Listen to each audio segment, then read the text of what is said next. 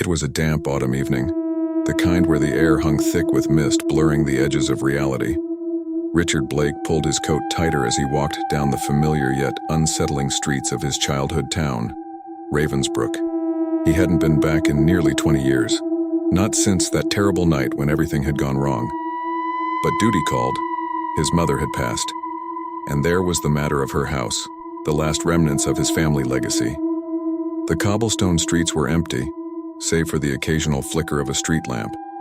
There was an eerie silence that made his footsteps echo unnaturally loud. Each step seemed to drag memories to the surface. Memories he had long since buried. He wasn't sure why he felt it. Perhaps it was just the tension of being back, but he couldn't shake the feeling that someone, or something, was watching him. He glanced over his shoulder for what felt like the 100th time that evening. The street was empty, just like before. Nothing but the fog swirling lazily under the dim lights. He forced himself to shake it off. "It's just your nerves," he muttered under his breath, pushing forward towards his mother's old house at the edge of town.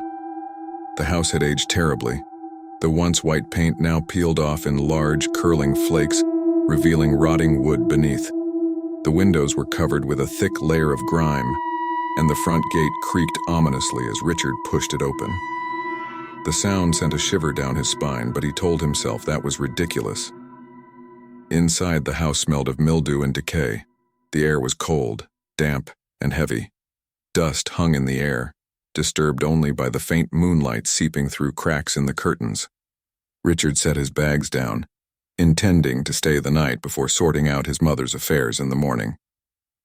As he began walking through the old rooms, memories started flooding back.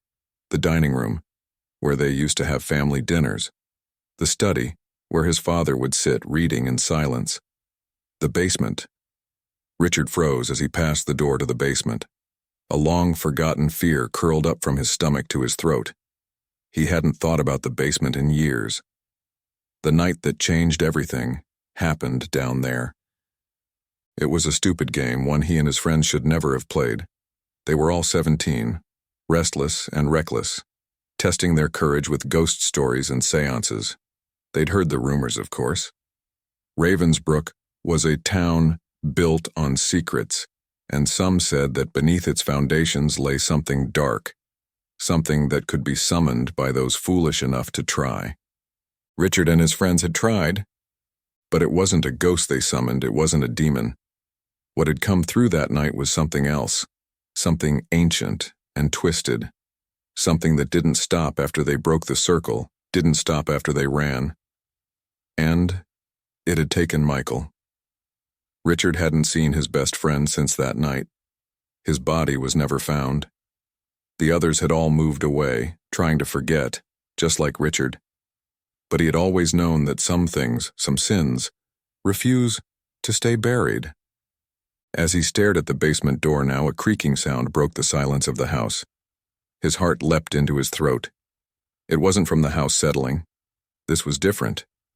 It was slow, deliberate. Footsteps coming from behind him. Richard spun around, but there was no one there. The hallway was as empty and lifeless as the rest of the house. Yet, his skin prickled with the feeling that something had just been there, something watching him. "Calm down," he whispered to himself, even as his pulse quickened. He couldn't help but wonder, was it Michael?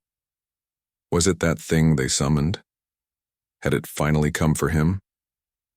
He walked into the living room and sat in the old armchair by the fireplace, trying to regain control of his mind. But the feeling wouldn't leave. It was oppressive, like a shadow too thick to escape. The flickering shadows cast by the dim light seemed to writhe, to shift unnaturally. And then he heard it again. Footsteps, this time louder, closer. Richard stood up abruptly, his heart hammering in his chest. He grabbed the flashlight from his bag and shone it into the hallway. The beam of light cut through the darkness, but there was nothing. Just the empty hallway and the basement door, which now, inexplicably, stood ajar. Something was wrong. Richard's breathing became shallow. He stepped cautiously toward the door, his flashlight shaking slightly in his hand. He wanted to slam it shut and leave, but something drew him closer. As he reached the door frame, the flashlight flickered.